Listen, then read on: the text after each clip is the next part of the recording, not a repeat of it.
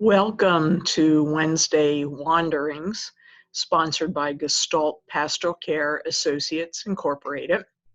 I'd like to share with you our theme for today,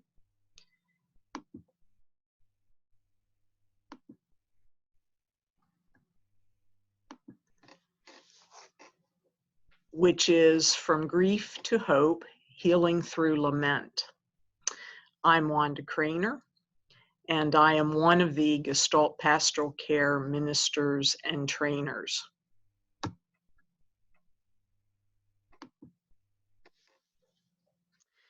One hallmark of Gestalt Pastoral Care is the way ministers intentionally meet people where they are, entering their world as we work with them in a healing process.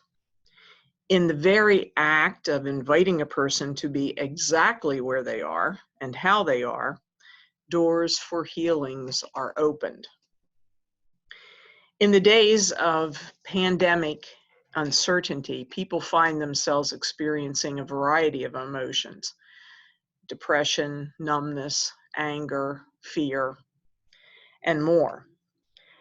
And to be sure, there are also those moments that we notice nature's spring arriving, birds singing. We notice the people that are putting their lives at risk so that others might live more fully. And still, there are the anxieties of the uncertainty of the time in which we live. So how might we better cope or heal through these times?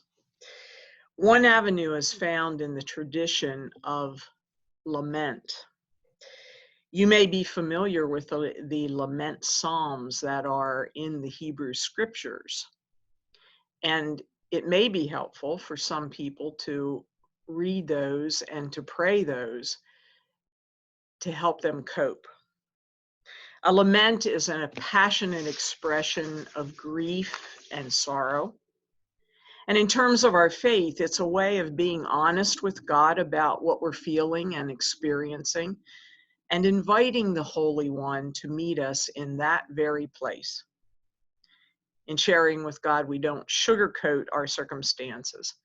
We don't deny our difficulties. Instead, we dare to tell it like it is and trust that God will meet us right there for healing.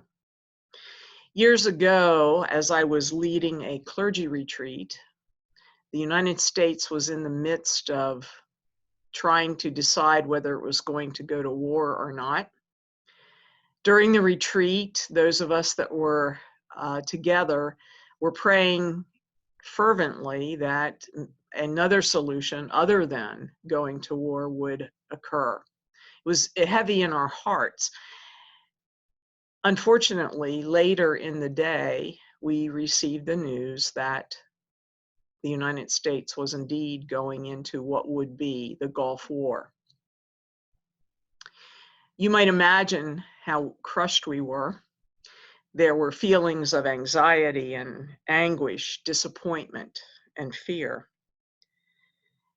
With all those feelings raging in the group, I decided to invite folks not to deny what we were feeling, and not to stuff our feelings stoically inside and getting on with an agenda, but rather to stop and get in touch with those feelings and give them expression through a physical sound. It was awkward at first because most had never done anything like this, but as I invited them, each one eventually began to make a sound, expressing their emotion. There was moaning and groaning in deep guttural sounds, anguished crying out, which crescendoed as we found ourselves harmonious in our grief. The room we were in was filled with weeping and wailing. And then there was sheer silence. God met us right where we were. And in that silence, the inner peace was palpable. After the silence, we had a time to process what had happened and share our experience. And then we prayed again together. To be sure, the circumstances of the war had not changed, but something within us changed as we engaged in prayer lament to God. As one way to acknowledge your truth in these days of pandemic, I'd like to invite you into a time of prayerful lament. I invite you first to imagine yourself in a place that for you is renewing, refreshing, perhaps restful. It may be a place that you go to just to get regrounded and recentered, perhaps in the mountains or near the ocean. It could be a room in your home or a place where you worship, a favorite chair. Take a moment and get in touch with that place. You may want to close your eyes as a way to really focus in as you remember what it was like to be in that place.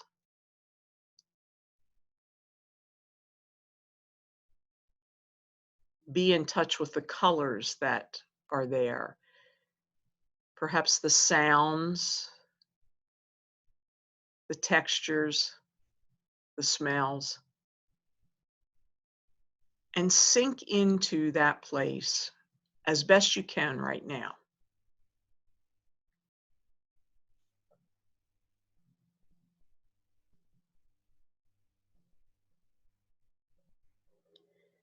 Be there in your imagination.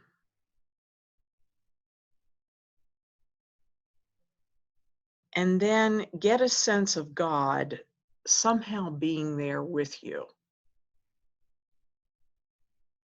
The Holy One being right there in a way that's connecting and meaningful for you.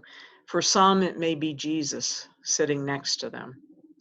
For others, it may be the Spirit or a light presence with them, maybe an icon of nature.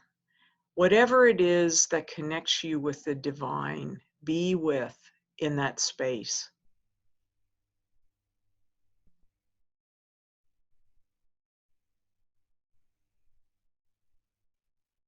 And now, as you are there with the divine, within your imagination, share with God exactly what you're experiencing today.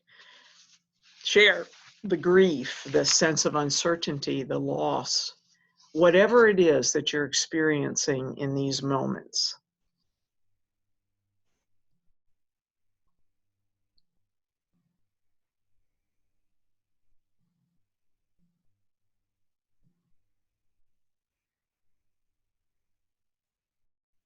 Then notice how God receives your truth. Notice how God may be responding to you. It may be words that arise within you or images, a feeling of tender, unconditional love, a new feeling of lightness, perhaps a sense of God's tears joining with your own tears.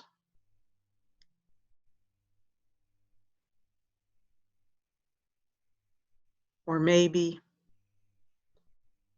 it's a deep silence of hope or stillness. Give yourself some time to pay attention.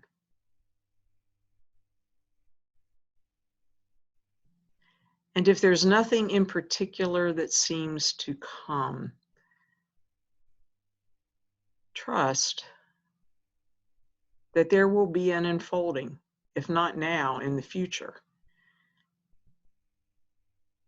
Take it in as you breathe deeply.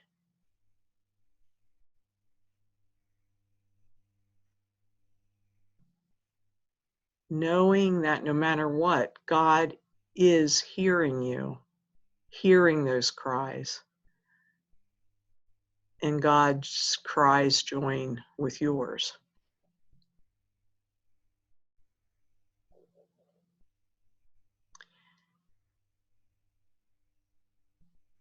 This type of lament prayer can be revisited every day if needed.